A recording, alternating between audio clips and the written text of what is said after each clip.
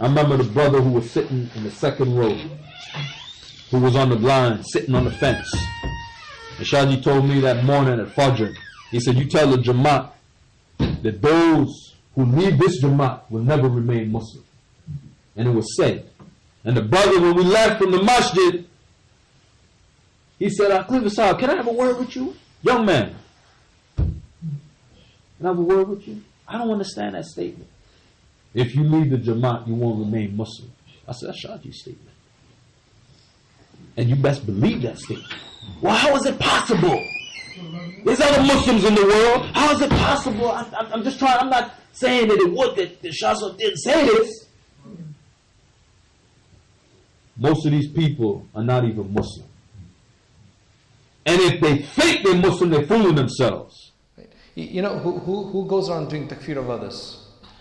If you check online, most of those who are doing takfir of others are not scholars.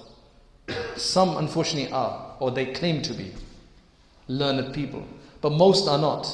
They're just people who kind of are really hyped up about some movement that is a very takfiri style movement. They've got shiddat in them. Generally these people, you'll see by their nature, they are extremists, just by their nature. It just happens that they are in this particular group. If they were in another group, they'd be extremists in another sense. They are generally also people who came from a very bad background and another extremist background of taking drugs and all of these kind of things. And now they found this, so they take it to another extreme. They just have extreme mentality. Their whole psychology and their approach to the world is an extremist one. A lot of them, I can't speak to everybody, but a lot of them are like this. They're just extreme natured. So they just happen to be extreme natured in this case as well.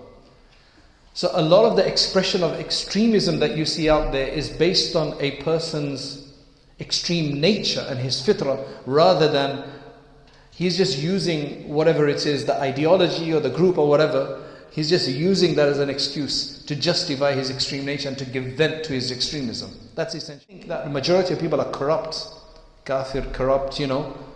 You are the most corrupt of them. That's what the Prophet ﷺ said. You say people are fasted and corrupt, then you're the most corrupt of them. What are you? Why are you so special that you've got the truth and nobody else, the majority, doesn't? You got the truth? How did you get it? And the majority didn't get it? Is that Allah's rahmah on the ummah? Allah loves this ummah. You think He's going to get the majority of them be kafirs and deviants the way you say they are? And how did you get chosen?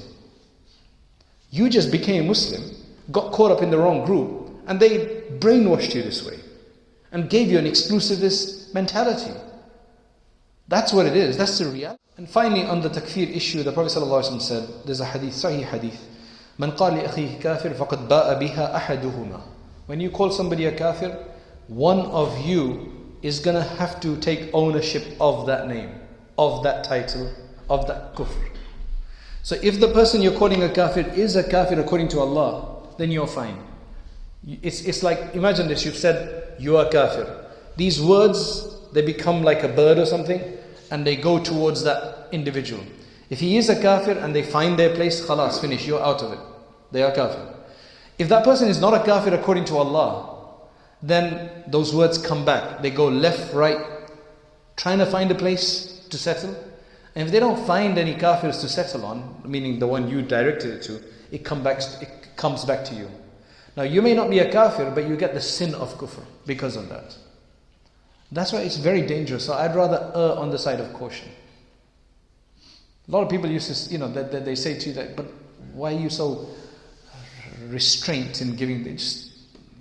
Why are you being so cautious about it for? It's better to be cautious, to be honest.